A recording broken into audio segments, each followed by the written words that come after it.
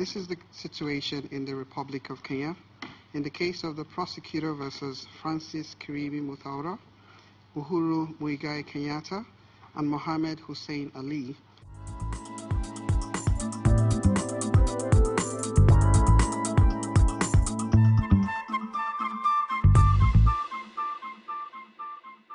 Gershom Otachi is one of the 4 lawyers who mounted a strong defense for former police commissioner Hussein Ali and managed to convince ICC judges not to confirm his case. In this exclusive interview, Otachi tells us how they conquered one of the Campus 6 cases to an extent of getting Ali off the hook due to lack of evidence. In relation to Mr. Ali, the Chamber found that the evidence presented does not provide substantial grounds to believe that the Kenya police participated in the attack in or around Nakuru and Naivasha.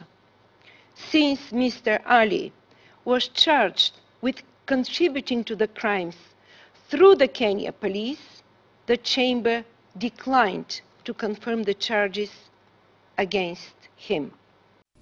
Together with fellow defense lawyers John Philpott, Gregory Kehoe, and Evans Monari, Otachi says they did much more in terms of evidence gathering other than what he terms the tip of the iceberg seen on live streaming from the ICC sessions.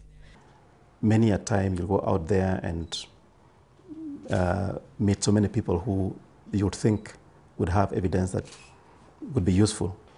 But at the end of the day, you find that probably it's a fraction of what you have gone out to get that is useful. So you have to sieve that evidence and organize it properly. And then besides that, of course, then you have legal arguments. The many legal arguments that would take a whole long time to explain, to a lay person. There are all sorts of legal challenges that we put up, the challenges from the prosecutor, the challenges from our side.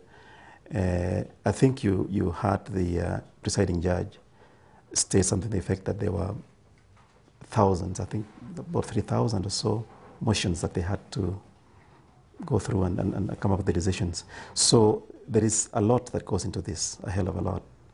Otachi is a co-partner of Ogeto, Otachi and Company Advocates, which specializes in international criminal law.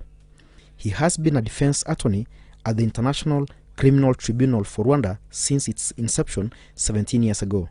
He is currently defending in the famous Butare case at the ICTR, which involves 6 genocide suspects accused from Butare Prefecture of South Rwanda. He tells me this is the longest running cases in international criminal law, having lasted for close to 10 years. I could say I have been in the game, so to speak, for quite a long time. I have been a defense attorney at the International Criminal Court for Rwanda, the ICTR, for this should be the 17th year now. Actually have been at the Rwanda Tribunal for as long as it has existed, almost. Now, just to take you a little back in terms of international criminal law and international criminal justice. A lot of people don't realize, or it's not obvious to many, that between the Nuremberg and the Tokyo tribunals and the Rwanda and Yugoslavia tribunals, there were no international criminal tribunals. So what you're saying here is there was a lacuna in that sense. The study of international criminal law was theory. You're talking about the 1940s, and that was after the Second World War, the Nuremberg Tribunal and the Tokyo Tribunal.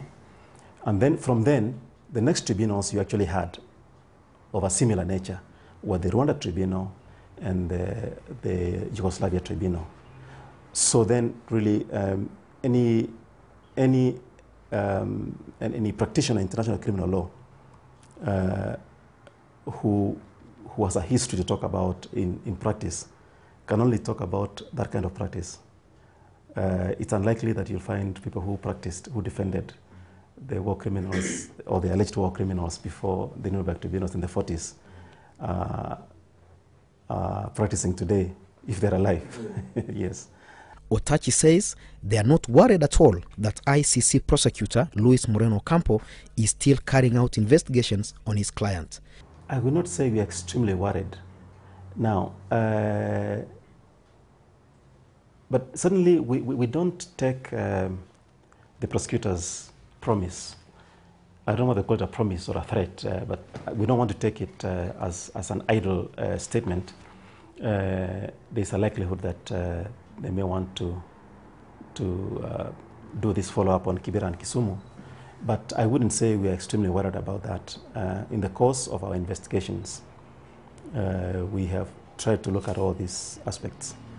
But again, maybe I should say we'll cross the bridge when we get there, because we are not very sure what he may come up with. If he does come up with evidence that is convincing, that convinces the judges that our client should be summoned back there, then we'll face it with courage and confidence as we've done before.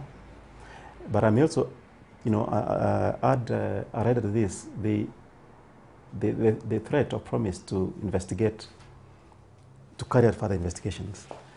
Really, it's not necessarily unique to our client, because if the prosecutor were minded to continue with the investigations generally, he might as well just come up with evidence against other people, so that the fact that he has a carte blanche to carry out investigations is really, if someone were to be worried about that, then someone would never sleep. For Capital News, I am Bernard Momanyi. The client is confident that